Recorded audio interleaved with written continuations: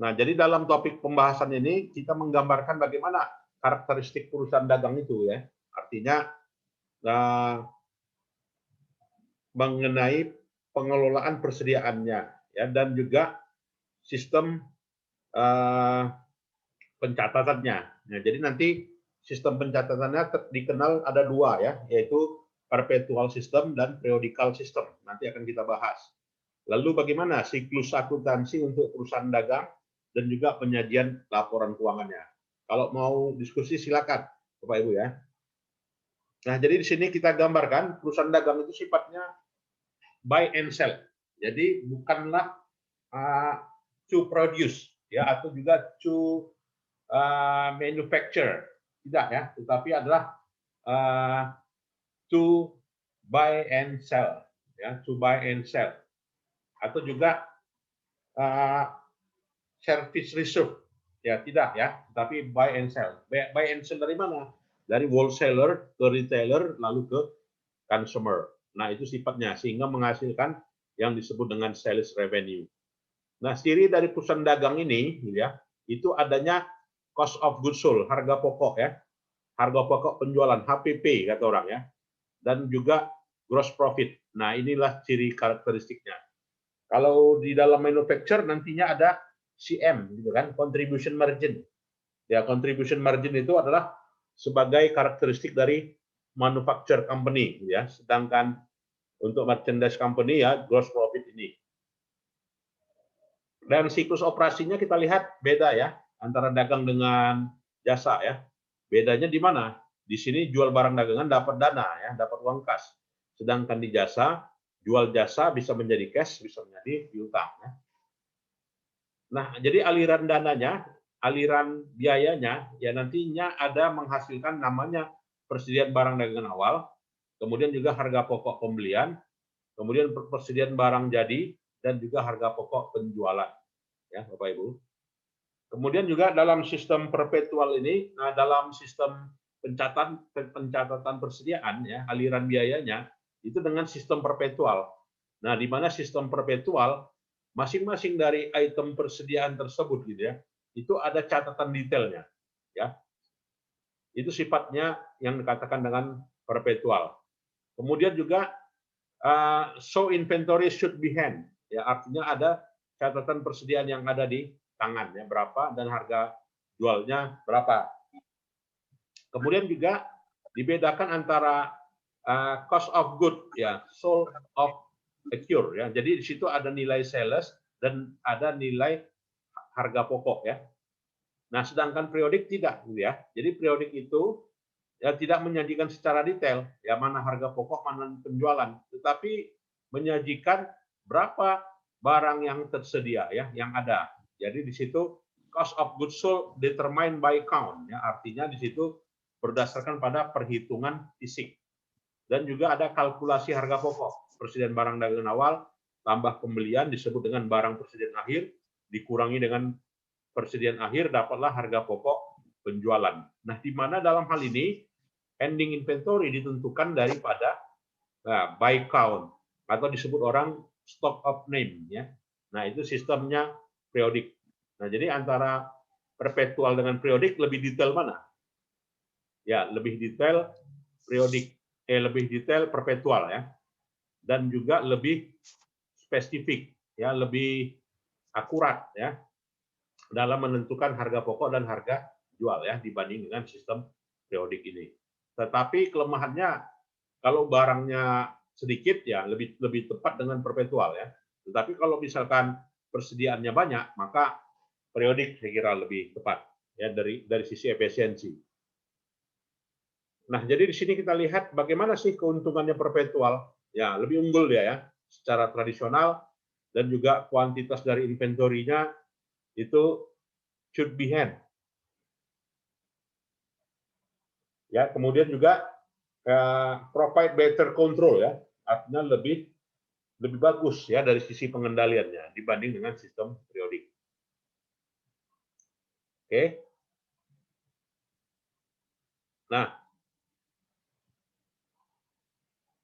Nah, sekarang kita lihat bagaimana sistem pencatatannya perpetual. Nah, ciri dari pencatatan perpetual, yaitu setiap penjualan ya yang lazimnya dia cash atau kredit, maka setiap katanya adanya pembelian, maka akan ada yang namanya purchase invoice ya, atau invoice pembelian. Nah, jadi invoice pembelian itu namanya purchase order ya, dengan kata lain ya. Purchase order isinya apa? Ya isinya adalah invoice number, kemudian juga name of company, kemudian juga sold to yang dijual kepada.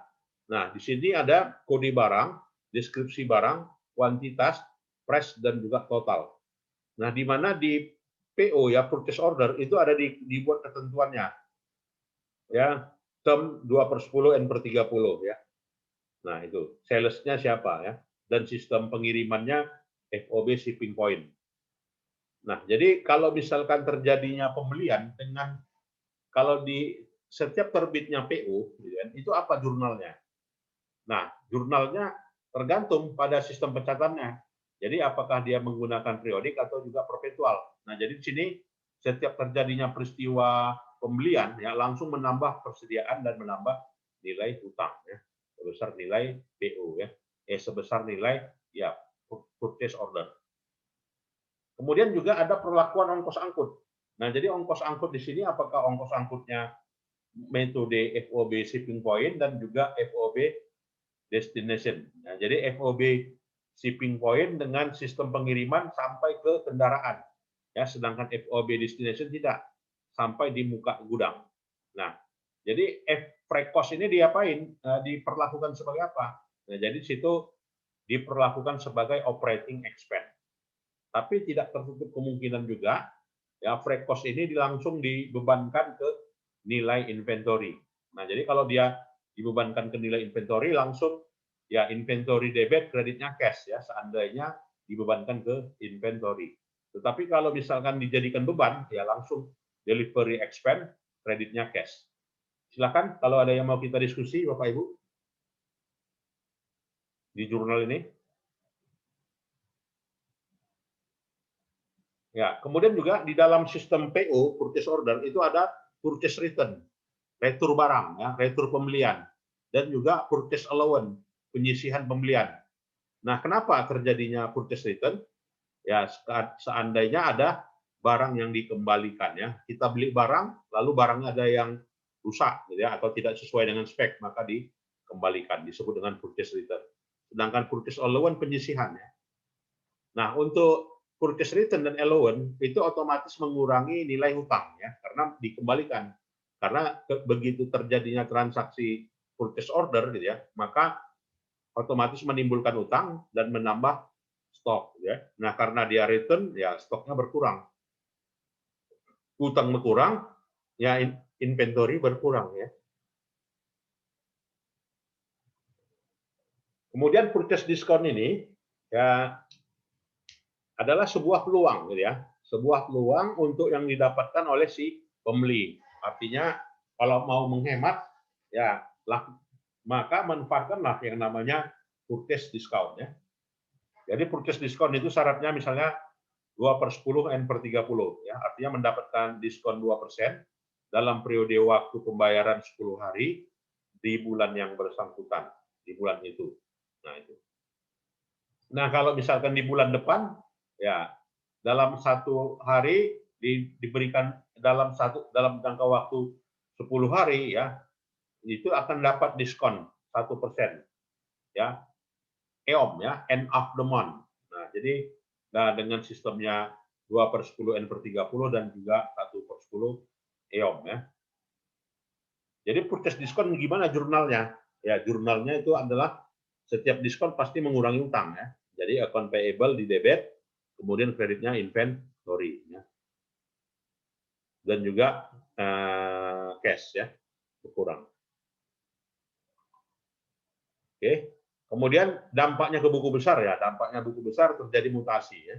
Jadi nilai inventorinya terjadi mutasi, di sini pembelian, di sini retur ya. Setiap retur itu pasti kontra dari nilai purchase ya. Nah, setiap purchase transaction ini ya, itu di jurnal ya. Jadi jurnalnya adalah inventory-nya di debit, kreditnya account payable ya. Kemudian kita lihat pencatatan dengan sistem perpetual itu, bagaimana ya?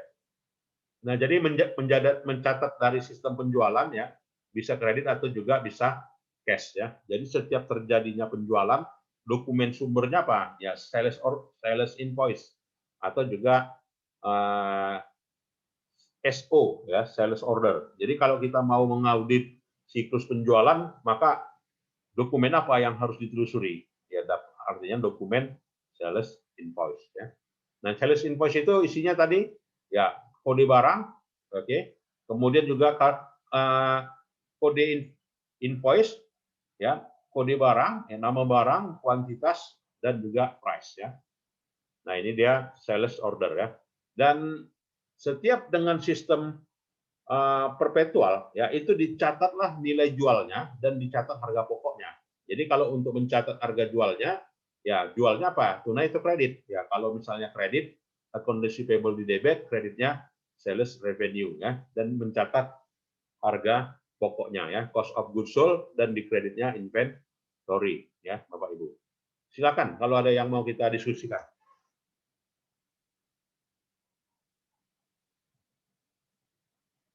Jelas? Ya, jelas ya. Mencatat penjualan ya. Jadi mencatat penjualan itu akan di jurnal piutang dan di kreditnya penjualan ya, karena penjualan kredit. Dan juga mencatat harga pokoknya. Otomatis dapat diketahui ya secara langsung berapa sih laba kotornya? 3.800 dikurangi 2.400 ya. Berarti 1.200 laba kotor. Karena ada sistem perpetual. Ya, dengan sistem perpetual maka dapat diketahui langsung per unit produknya laba kotornya ya. Nah, jadi sales return itu selalu dia kontra dari revenue ya. Jadi kalau revenue itu saldo normalnya di kredit, maka sales return and allowance di debit ya. Gitu. Nah, jadi sales return itu jurnalnya ya, jurnalnya bisa dia mengurangi nilai piutang. Jadi sales return and allowance ini disajikan di balance sheet ya, atau di statement of financial position, dan juga nilai apa ya, mengurangi nilai piutang ya. Nah itu. Silakan kalau mau bertanya. Nah kemudian juga jadi sales return itu dibedakan ya. Jadi dibedakan untuk yang non defektif dan juga yang defektif. Nah, jadi sales return, account receivable, inventory, cost of goods sold ya. Nah, jadi dibedakan antara yang defektif, yang non defektif. Ya. Nah, jadi untuk diskon itu gitu ya, pasti dia mengurangi nilai salesnya ya. Jadi untuk apakah dia sales return and allowance ya, sales diskon ya, semuanya mengurangi sales revenue ya. Nah, jadi untuk sales diskon itu di jurnal ya, karena dapat diskon maka piutangnya berkurang. Ya, dan juga diskonnya diperhitungkan dan menambah uang kas ya. Silakan kalau ada mau diskusi. Kemudian juga sales transaction. Jadi karena ada transaksi penjualan, ya transaksi penjualan itu dicatat account receivable dan kreditnya sales revenue, dan juga mencatat harga pokoknya ya. Jadi kalau tunai bagaimana? Ya tunai tinggal ditambahkan aja di debit cash dan di kreditnya sales revenue. Lalu mengakui harga pokok dan mengakui persediaannya berkurang ya karena terjadinya penjualan ya. Ya, begitu juga return barang ya. Jadi return barang semuanya juga mengurangi cost of goods sold ya, dan menambah inventory yang rusak walaupun dia rusak ya. Nah, jadi siklusnya bagaimana? Ya, siklusnya tetap ada adjusting entries ya, ada penyesuaian juga di dalam perusahaan dagang itu. Kenapa harus ada gitu ya? Ya karena sifatnya dalam akuntansi perusahaan dagang di situ ya penyesuaian harus dilakukan. Misalnya penyesuaian karena penilaian ya, stoknya dianggap terlalu tinggi padahal rendah, maka adjustment diperlukan ya. Nah, jadi adjustment di sini contohnya inilah ya. Nah, jadi contohnya adalah bahwasanya PW Studio itu menilai nilai persediaannya 40.500, padahal nilai persediaannya ya 40.000. Artinya apa? Dinilai terlalu tinggi. Ya, dia kalau dia terlalu tinggi maka harus diturunkan. Diturunkan berapa selisihnya? Ya 500. Maka cost of goods sold di debit, kreditnya inventory. Ya. Nah, dan juga adanya penutupan ya, closing entries. Jadi seluruh perkiraan yang bersaldo kredit jadi debit ya. Dan juga seluruh perkiraan yang beban bersaldo debit lalu dikreditkan, ditutup kemana? Ke income summary. Nah, kemudian menutup laba ya, labanya 30.000. Dari mana? Dari income dari service revenue-nya 480, bebannya 450. Nah, jadi 30.000 laba. 30.000 laba ditutup gitu ya. Jadi ditutup debitnya income summary, kreditnya return earning ya. Kemudian juga menutup dividen, Bapak Ibu ya. Jadi menutup dividen itu dividennya di debit, ya return earning dividennya di kredit dan return earningnya di debit ya. Nah ini contoh dari closing. Nah jadi sifat yang jurnal closing ini adalah menutup perkiraan yang disebut dengan perkiraan perkiraan permanen atau perkiraan non permanen atau disebut dengan perkiraan apa namanya? Temporer ya. Ya, temporer. Inventory 25.000 ditutup tidak? Tidak ya. Sales revenue ditutup tidak? Ya, tutup. Sales return and allowance ya, ditutup ya. Sales discount ya, ditutup. Cost of goods sold ditutup ya. Rent revenue ditutup. Break out ditutup ya.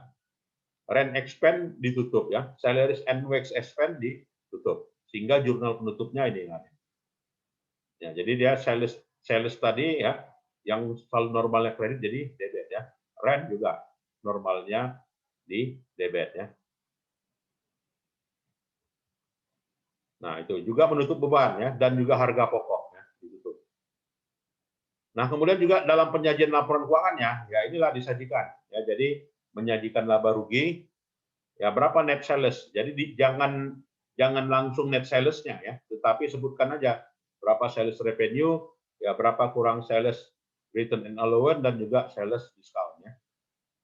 Kemudian menyajikan laba kotor ya. Laba kotornya adalah net sales-nya dikurang HTP ya. Kemudian persentase laba kotor ya disajikan ya, persen. Kemudian yang dikatakan dengan operating expense ya, meliputi salaries and wage expense, utilities expense, advertising expense, depreciation expense, breakout, dan juga insurance ya. Totalnya sebesar ini. Nah, kemudian juga di income statement disajikanlah yang namanya other income dan other expense ya.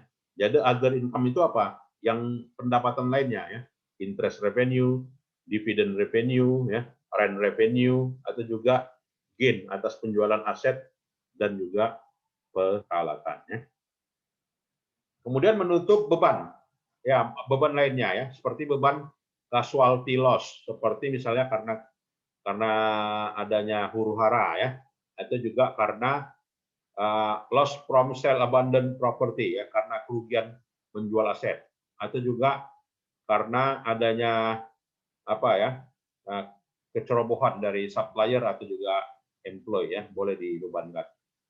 Nah, jadi format dari income statement dari perusahaan dagang itu inilah bedanya, yang warna merah ya, Bapak Ibu ya.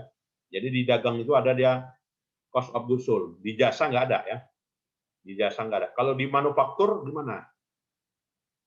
Ya, dia ada namanya cost of goods sold juga, ya. Tetapi ada perhitungan cost of goods manufacture, COGM. Nah, itu ya bedanya. Ada gross profit ya di apa? Ada operating expense ya. Gitu. Kemudian komponen laporan keuangan lainnya adalah comprehensive income. Nah, jadi comprehensive income ini isinya apa? Ya, antara laba bersih dan pendapatan komprehensif lainnya. Jadi khusus untuk comprehensive income yaitu untuk yang sifatnya investasi ya, investasi surat berharga gitu ya, dan lain sebagainya. Jadi atas investasi surat berharga itu laba atau rugi gitu ya, atau gain or loss. ya, gain or loss, jadi disajikan. Jika loss mengurangi laba ya, jika gain menambah laba ya. Jadi itu namanya comprehensive income ya. Nah, jadi posisi dari statement of financial position itu ini. Nah, ya. Jadi ini untuk dagang itu cirinya nilai persediaan ya ada. Nah, bedanya di sini persediaannya tok tunggal ya. Sedangkan manufaktur 3, raw material, ya, work in process sama finish good inventory ya. Nah, ini dia posisinya. Account payable di mana? Di statement of financial position, tepatnya di current liabilities ya. Ini ada apa ya? Isiannya. Silakan Bapak Ibu kalau mau berdiskusi. Cukup jelas ya? Oke, kita lewatkan.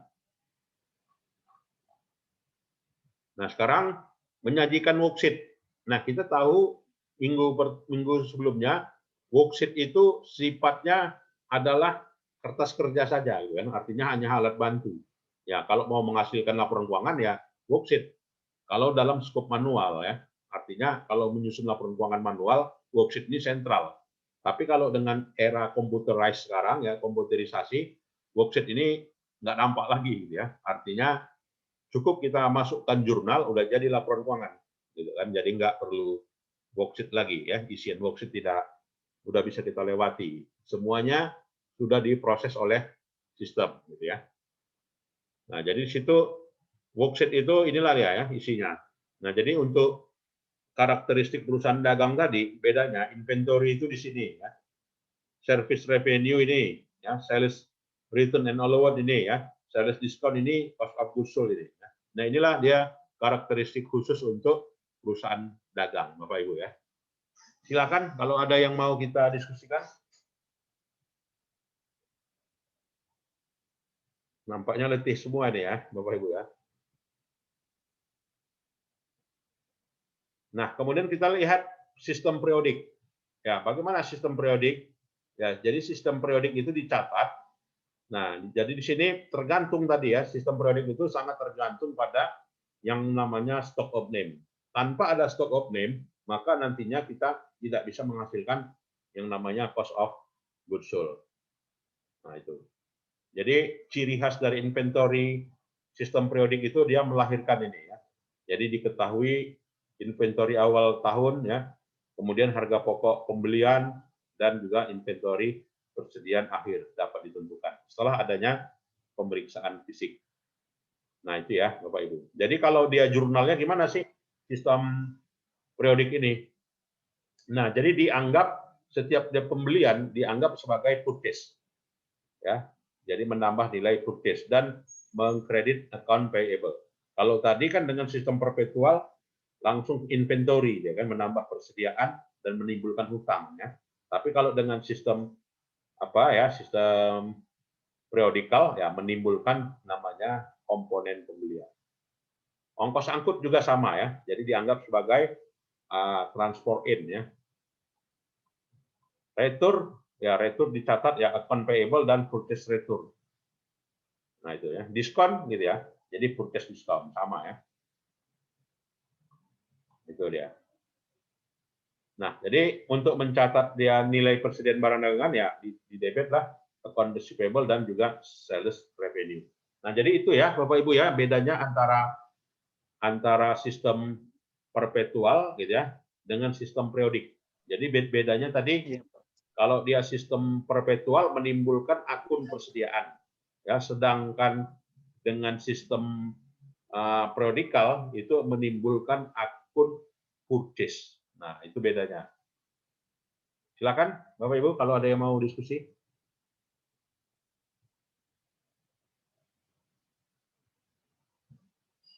Itu ya. Retur ya, kalau retur dengan sistem periodik gimana? Sama ya. Sales return, account receivable ya. Itu dia. Diskon gitu juga ya. Jadi langsung aja cash diskon dan piutangnya berkurang ya. Nah, jadi di sini perbandingannya inilah dia jurnalnya ya. Jadi bagaimana sih bedanya? Nah ini tadi. Jadi di sini inventory, di sini purchase. Oke ya. Kemudian kalau di sistem perpetual langsung biaya angkut itu dibebankan ke stok. Sedangkan di periodik tidak ya. Langsung ditambahkan sebagai biaya beban angkut dan mengurangi kredit ya. Kalau retur barang langsung dikurangkan ke nilai hutang ya dan mengurangi nilai persediaan. Kalau di periodik tidak ya. Nilai hutangnya timbul berkurang dan juga disebutkan purchase return and allowance. Nah, itu ya. Kalau misalkan adanya diskon, ya account payable-nya sama ya. Nah, di sini dia persediaan, tapi kalau di sini dia akun purchase. Nah, itu untuk diskon ya. Jadi diskon itu disebutkan net dari purchase ya. Nah, inilah bedanya Bapak Ibu ya. Bagaimana sistem periodik dan juga sistem perpetual. Jadi metode mana yang tepat ya tergantung kebutuhan perusahaan gitu ya. Artinya perusahaan itu mau pakai metode yang mana ya sepanjang itu diungkapkan ya sebagai satu kebijakan akuntansi perusahaan. Nah, itu ya Bapak Ibu yang bisa kita simpulkan ya perkuliahan kita pada hari ini. Silakan ada yang mau berdiskusi? Pak, biasanya kalau perpetual lebih tepatnya perusahaan seperti apa, Pak? Ya, kalau dia perpetual khususnya untuk perusahaannya besar ya artinya punya stok barangnya besar dan nggak terlalu banyak. Nah itu ya, misalnya apa? Dia jual printer, ya sementara kan di gudangnya paling printer itu ada berapa, ya? Ya paling printer itu ada 30 kotak gitu kan. Kan bisa dihitung ya berapa nilai jual, berapa harga pokok. Tapi kalau misalkan sistem periodik yang misalnya jual makanan anak-anak gitu kan, nah itu kan berdus-dus dia kan. Bagaimana mau menghitung harga pokoknya? Mau kita hitung dalam satu kotak Indomie itu satu bungkusnya harga pokoknya berapa? Kan enggak gitu ya. Enggak tepat ya kalau misalnya perpetual perusahaan dagang misalkan jual Indomie gitu ya. Jual sebagai supplier Indomie, tapi dia pakainya sistemnya perpetual, enggak tepat. Nah, tapi kalau misalkan hanya toko distributor komputer misalnya kan, dia hanya kalau 500 kotak printer udah banyak sekali itu di gudang. Maka kalau dia pakai sistem periodik, nggak mungkin ya di stock of name kan gitu ya. Tapi kalau dia menggunakan sistem perpetual lebih tahu dia berapa harga printer Canon satu unitnya harga pokoknya. Dia jual misalkan kalau orang misalkan di toko Merak Jingga itu gitu kan, dia berapa harus untung satu hari biar supaya break even. Dia harus jual selisih 100 gitu ya. Nah, selisih 100.000 artinya harga pokoknya misalkan satu printer Canon itu 600.000, ya dia jual minimal 700 gitu ya. Artinya untung 100. Ya harga pokoknya 600 dia harus jual 700 minimal. Ya artinya udah break even ya. Tapi kalau misalkan dia jual 650.000 gitu ya, artinya untung 150 berarti 50 dia sudah lumayan lah keuntungannya. Artinya sistem perpetual itu lebih tepat untuk yang punya inventorinya tidak terlalu banyak, Pak ya. Sedangkan periodik itu lebih tepat untuk perusahaan yang punya unitnya dalam bentuk pecahan ya dan juga unitnya dalam bentuk ribuan ya. Ya, kalau dia ribuan maka periodik lebih tepat dengan misalnya dengan sistem perekamannya dengan barcode ya kan? Atau dengan OCR ya, optical code reader. Ya, dengan optical code reader itu kan mudah ya kan diketahui ya berdasarkan barcode-nya tersebut gitu ya. Jadi dia lebih tepat periodik gitu. Itulah bedanya Bapak Ibu ya. Tapi kalau misalnya showroom mobil gitu kan, nggak mungkin dia pakai periodik, pakai perpetual itu. Showroom sepeda motor gitu kan, dia pasti pakai perpetual. Itu dia ya. Nah, sistem pencatatannya ini bedanya. Ada lagi Bapak Ibu sekalian? Ada? Izin Pak, Ya Pak. Eh, jadi kalau seandainya dia organisasinya yang besar, Ya, itu sebaiknya menggunakan sistem periodik ya Pak ya, jadi dengan jika inventarisnya besar gitu Pak, ya jika inventorinya banyak ya. inventorinya besar, ya betul. Ya. Kalau dia inventorinya tidak banyak, tidak signifikan, bisa dihitung apa ya perpetual dia pakai. Dan itu dituangkan di laporan keuangannya. Kami menggunakan metode periodik, gitu ya. Kebijakan akuntansi untuk persediaan menggunakan periodik. Nah itu. Kalau untuk kas, misalnya apa? Untuk kas kecil, kebijakan akuntansinya apa? Apakah impress fund atau fluctuating fund? Itu kan diungkapkan juga. Ya kan? Kalau penyusutan misalnya, dipakai apa? Garis lurus misalnya kan. Kalau misalkan penilaian persediaan, ya beda nih Pak ya, antara pencatatan persediaan dengan penilaian. Nah, jadi kalau dia penilaian, ya berapa diakui harga belinya, dan berapa diakui harga pokoknya, tergantung mutasinya. Nah, itu kan yang namanya ada FIFO, LIFO gitu kan. Walaupun katanya LIFO nggak dipakai lagi gitu kan. Average atau the lower cost of the lower market gitu kan. Nah, itu dia berdasarkan pada sistem penilaian. Kalau ini kan dia sistem pencatatan persediaan. Jadi bedakan antara sistem pencatatan dengan sistem penilaian. Nantinya sistem penilaian ada di topik kita berikutnya ya, dipelajari. Silakan Bapak Ibu kalau ada yang mau berdiskusi lainnya. Kalau perusahaan di bidang jasa Pak lebih tepatnya perpetual atau periodik Pak? Nah, kalau jasa nggak ada malah persediaannya. Kan dia nggak punya jasa, nggak punya stok ya. Nggak ada stok jasa. Kalau jasa itu kan dia yang penting supplies, ya kan? Perlengkapan. Nggak ada inventory dia. Tapi kalau apa? Kalau misalkan pabrik, ya kalau dia pabrik pasti ada stok ya. Seperti misalnya pabrik CPU, ya kan perusahaan karet, ya perusahaan CPU, dia terbagi tiga, yaitu raw material, ya kemudian work in process. Izin Pak, putus-putus Pak. Ya, jadi kalau untuk apa? Ya kalau untuk jasa itu tidak ada yang namanya inventory. Ya kan nggak ada. Tapi kalau dia inventorinya bukan itu kan supplies, perlengkapan. Inventory nggak ada jasa kan. Bank misalnya ada nggak inventorinya? Nggak ada gitu kan. Itu ya Bapak Ibu ya.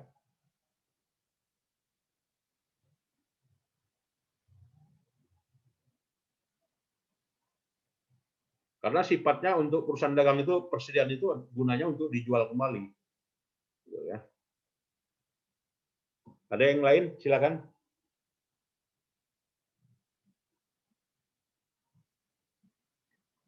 Nah, kalau dia pabrik tadi stoknya dibagi tiga, ya kan? Inventory terbagi tiga, yaitu inventory yang raw material bahan mentah, kemudian barang setengah jadi work in process, ya kemudian barang yang sudah jadi finished good inventory ya.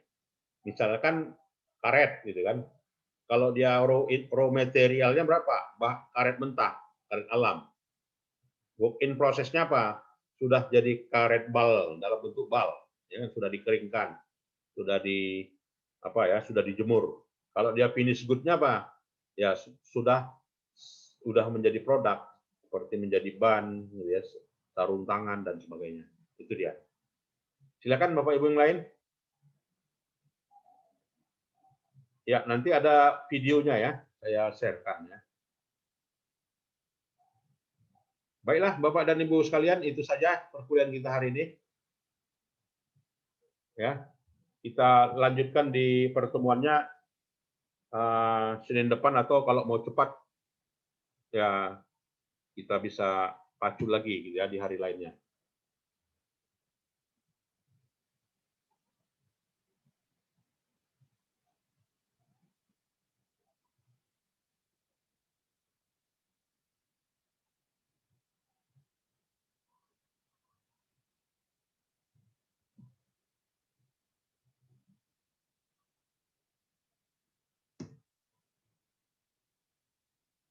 Ada lagi yang lain? Ya, baiklah Bapak dan Ibu sekalian, itu saja perkuliahan kita hari ini. dan kita lanjutkan di hari berikutnya ya. Terima kasih. Assalamualaikum warahmatullahi wabarakatuh. Selamat malam. Assalamualaikum. Waalaikumsalam, Pak. Waalaikumsalam warahmatullahi wabarakatuh. Baik Bapak Ibu, Terima boleh kasih, dilihat Pak. dari ruangan. Oke.